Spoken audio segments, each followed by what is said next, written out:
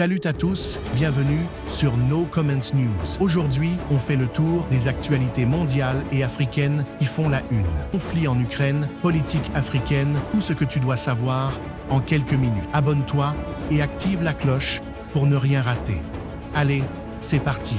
Qu'il puisse y avoir un plus grand nombre de prisonniers palestiniens libérés. Mais malheureusement, Netanyahou, il a changé d'avis. Malheureusement, on est toujours dans l'attente. Il y a des centaines de personnes qui sont là, voire des milliers de personnes qui sont en train d'attendre leurs membres de famille qui vont être libérés, que ce soit en Cisjordanie et à Gaza. On parle de 602 prisonniers palestiniens. À Gaza, il y en a 445 prisonniers qui sont été prisonniers après le 7 octobre. Parmi eux, il y a 24 enfants qui devaient être libérés aujourd'hui à Gaza, et les familles sont toujours là dans l'attente, mais malheureusement c'est pas toujours le cas. Pareil, parmi les 602, il y a à peu près 150 de peines, 17 à perpétuité et 150 qui sont des grandes peines qui devaient être libérées, mais jusqu'à présent c'est pas encore le cas.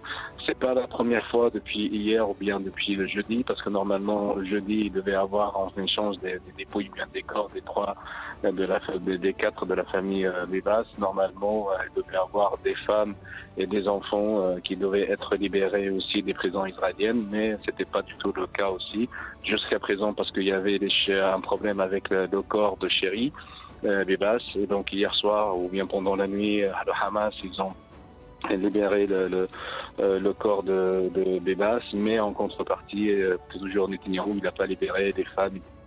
Négocier directement avec Moscou en écartant l'Ukraine des discussions, Donald Trump appelle cette fois les chefs d'État russes et ukrainiens à dialoguer. Le président Poutine et le président Zelensky vont devoir se parler, parce que vous savez quoi ?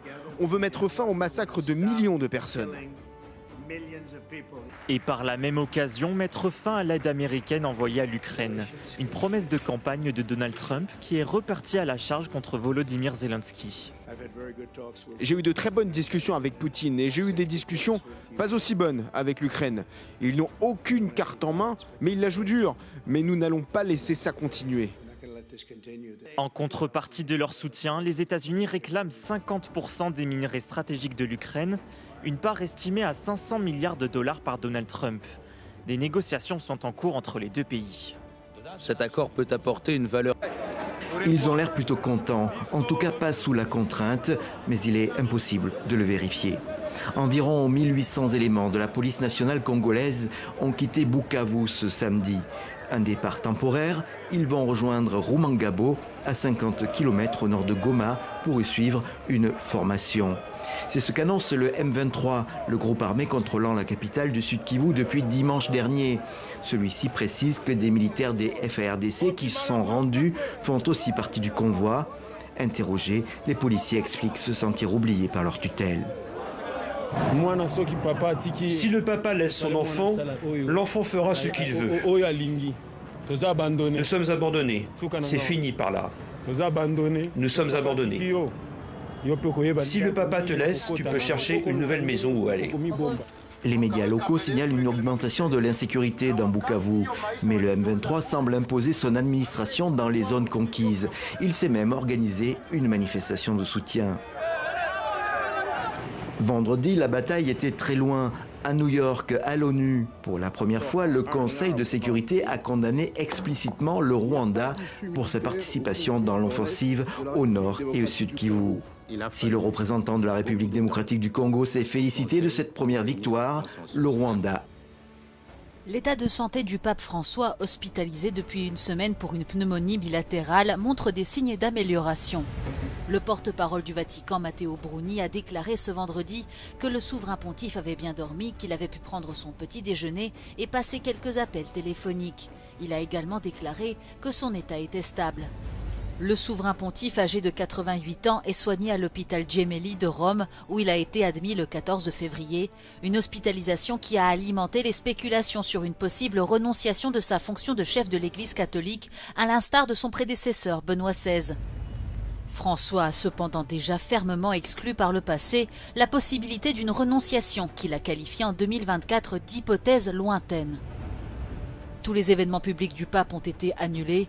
Les médecins estiment que le souverain pontife n'est pas hors de danger et affirment que son hospitalisation durera au moins toute la semaine prochaine.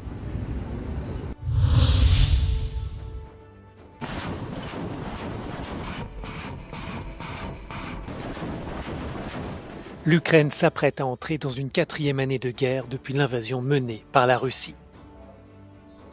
En déplacement à Bruxelles, le maire de Kiev, Vitaly Klitschko, a mis de côté pour le moment ses critiques passées à l'égard du président ukrainien Volodymyr Zelensky.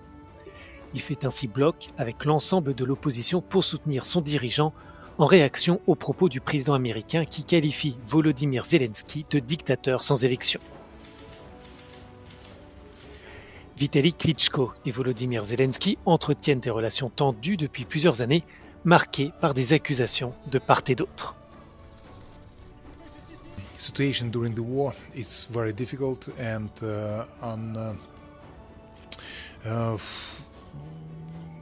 country in the war.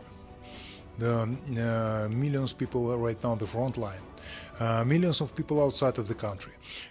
C'était les actus chaudes du jour. Dites-nous en commentaire ce qui vous marque le plus et pensez à liker et vous abonner.